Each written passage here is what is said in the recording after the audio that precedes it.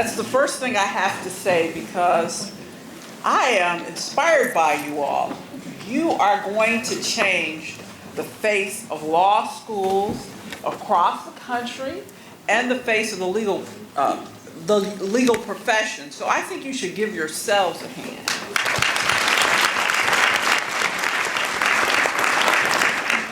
Now my approach is a little bit different, and I almost caught the spirit there because I said, shall I mention? I take this from my father, who you'll hear a little bit about in a few minutes, who's also a retired Baptist minister. He's now deceased. And I realized that much of what he taught me, of course, inspires what I do. And so I wanted to share some inspirational words about you, with you. Now, I am perfectly happy to talk to anyone about all of the benefits of being at the University of North Texas, Dallas College of Law. When I have the opportunity to do that, one-on-one, I would hope, at some point. But we'll save that for a little bit later. I'm going to tell you a story, and you're going to wonder about that story, but of course, in the end, I will tie it in. And it's called Get Your Tennis Shoes Ready. That's the theme for what I'm going to talk about. How many of you have heard of the Great Migration? Oh, call on somebody. That's what law professors do. Can someone tell me what that is? What I mean when I refer to, in the lovely, that's one of my school colors, so I will call on you. That blue dress.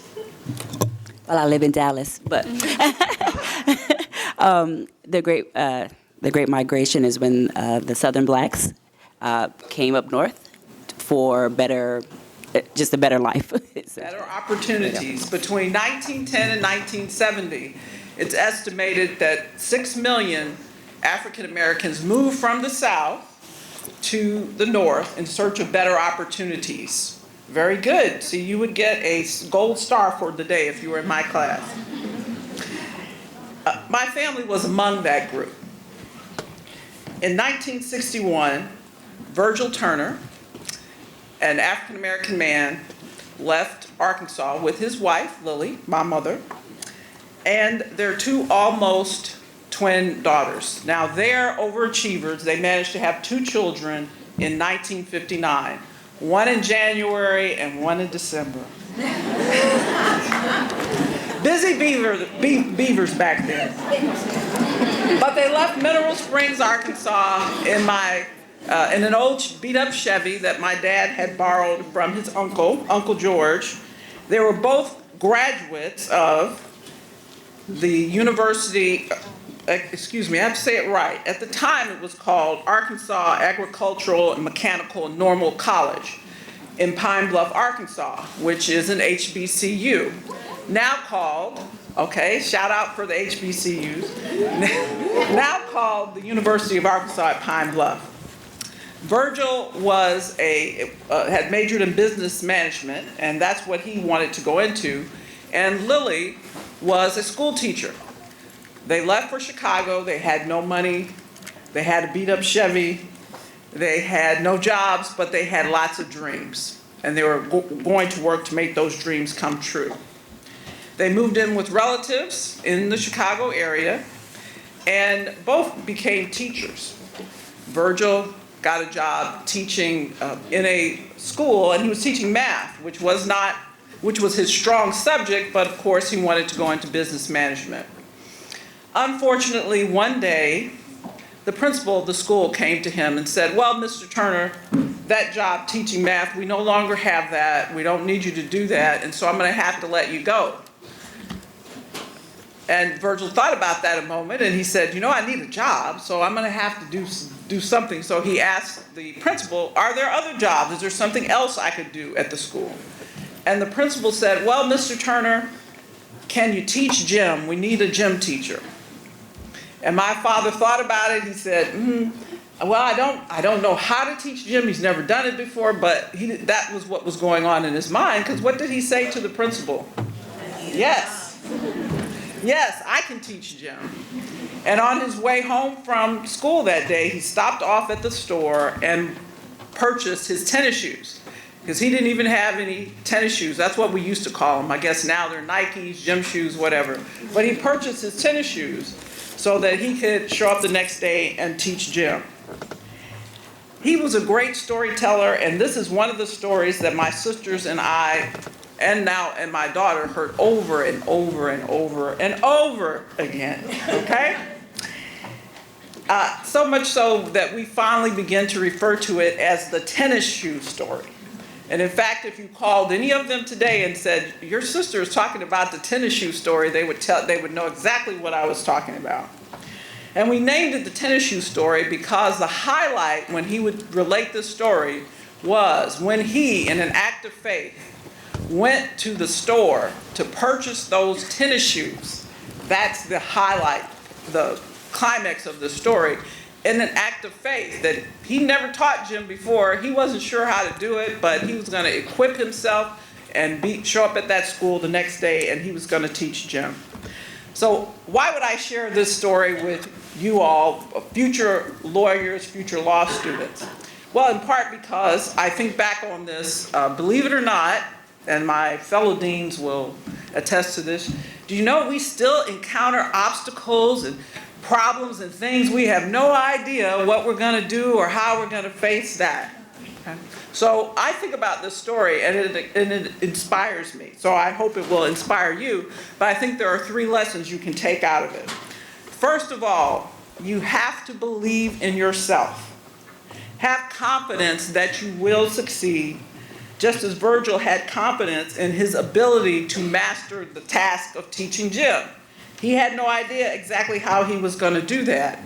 And of course, remember that confidence, belief in yourself is not all that you need. You need to be willing to work hard to bring your dreams to reality.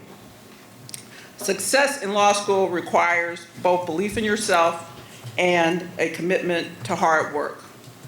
Something I share with all of my students every year. They're getting tired of hearing Epps say this when she stands up at the beginning of the year and at different times, even at graduation.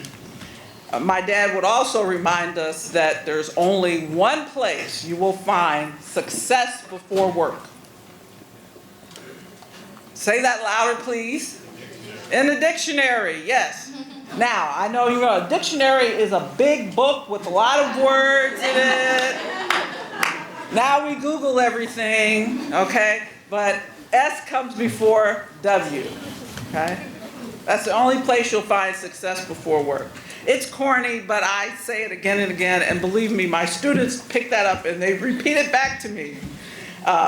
Anyway, the next thing is be resilient. The math door was closed. That wasn't a possibility. That could be viewed as a setback. Some would say it was a failure. Here you have brought your family to a new place and you don't have a job. Your math job is gone. My dad could have packed up the family and headed back to Arkansas. Instead, he was open to the idea of doing something different, of teaching gym, even though he'd never done that before. He embraced the challenge and got the job done. And of course, I would not be here before you today if he hadn't done that. Something will happen to you in life if it hasn't already, okay? Or it will happen to you in the process of applying for law schools that could be viewed as a setback or a failure.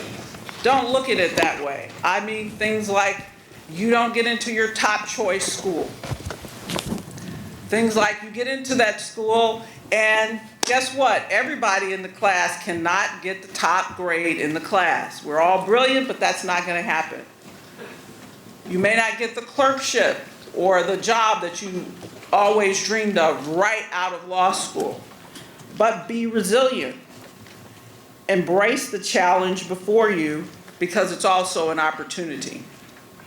And you'll move forward. You will move forward in life. So believe in yourself, be resilient, be patient. I was talking to someone before this talk, know where you are if you're in the room, about being patient, who's like in her 20s, and she's like, well, how do you be patient? It's so hard to be patient. People are saying you have to be patient or take a gap year or do these different things. And we talked a little bit about that. But always remember, where you start out is not necessarily where you're going to end up. Dreams take time. After teaching in a variety of places and teaching a variety of subjects, guess what? My father got to manage businesses, mostly nonprofits. There was also this part in our family's history where he managed like this liquor store in Inglewood, California. We won't talk too much about that part because he also was a Baptist minister, so I don't know how those things work together. But he ended his career as the executive director of the Arkansas AIDS Foundation. He got to manage businesses. It is unlikely you will step right out of law school into the job of your dreams, but be patient, work hard, create a solid reputation for yourself, and your turn will come. For my friend who was in her 20s, believe me, I mean, there's a lot ahead of you. It seems like only yesterday I was there, and I won't say how old I am, although if you remember that comment about 1959, you might be able to figure it out. On a slightly different note, something that you will need as you go through law school is a support system, support network. My chief supporter and president of the Felecia Epps fan club has been my mother, Mrs. Lily Turner. I spent 10 years on active duty as an officer in the United States Marine Corps. Do we have any Marines? Any Marines? No? Okay. Anyway. Anybody that wants to be a judge advocate, I can talk about that too. But for Marine officers, the journey begins in a sunny place called Quantico, Virginia, at the Officer Candidate School, which is 10 weeks during the summer. And to say that I had absolutely no idea what I was getting into would be an understatement. All Marines are basic warriors, and so you have to go through all of the training that's required for every other officer.